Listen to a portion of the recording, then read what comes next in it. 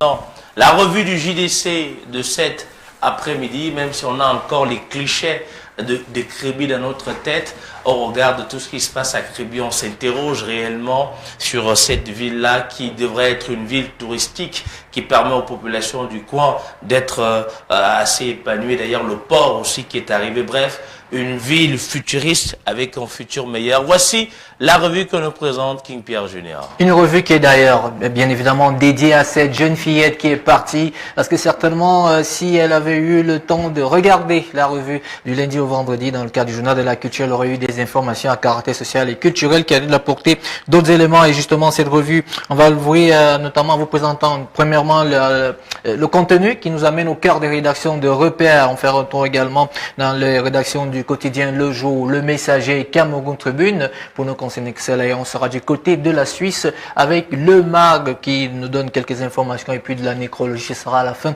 En ce qui concerne la mort, ce sera sur Events Income. Allez, justement, on ouvre cette revue qui va s'ouvrir avec le journal de Marie-Claire Nana, Cameroun Tribune. Et bien évidemment, vous le savez tous, clap de fin des écrans noirs, un film marocain en or. Et c'est d'ailleurs Anato Bouzaka qui signe cet article.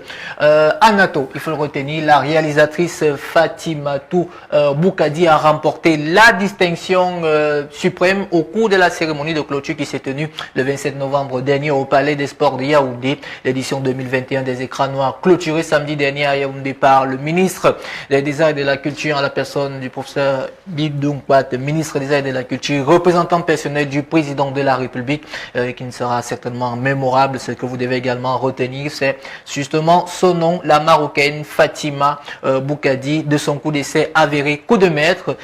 Sa première expérience cinématographique comme réalisatrice lui vaut la distinction suprême, la plus haute. Notamment, elle remporte l'écran d'or pour son long métrage intitulé Anato, tourné entre le Maroc, le Sénégal, notamment à Zemmour, à Marrakech et à Beni Manel.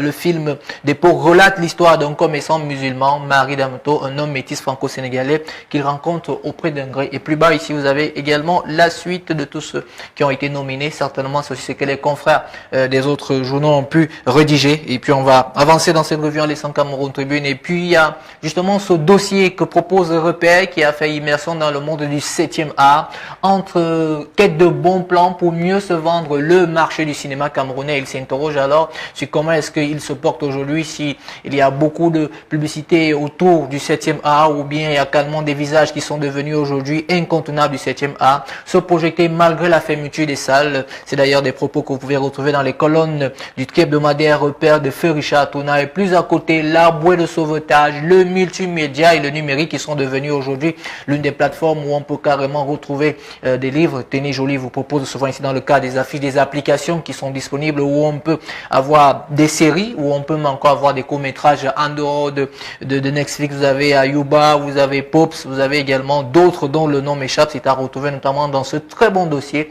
dont je vous recommande, de très bon papier passionnant qui a été mené par Fabrice Boloko. Restant toujours dans Repère, dans ce même dossier, vous avez par exemple ici la vie des entreprises. Comment est-ce que ça se passe? Le tout n'est pas seulement de parler des cinémas, mais de parler également des métiers qui tournent tout autour. Un métier aux multiples opportunités. Et là, vous avez reconnu certainement l'affiche de la dernière édition du festival Yaha. Et plus à côté, plus bas, ici, on vous parle alors de la formation professionnelle de ces cinéastes. Sont-ils formés dans des écoles telles qu'il faut? Un impératif pour le suivi du cinéma. Donc, pour pouvoir s'en sortir dans le marché du film, il faut premièrement faire usage du numérique et du multimédia, mais aussi également savoir avoir une bonne formation professionnelle, un impératif pour la suivi du cinéma et surtout des vies d'entreprise. Le cinéma, un métier, multiples opportunités.